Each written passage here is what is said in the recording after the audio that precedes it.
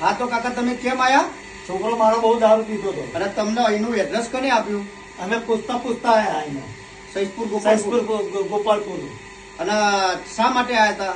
છોકરો દારૂ પીતો હતો એના માટે આયા હતા. અને પછી બરિયા બાપની બાધા લીધી પછી તમારો છોકરો સારું થઈ ગયું. ઘરે બાપાને બાધા લીધી. આમાં દારૂ પીવા ના નહીં પીતો.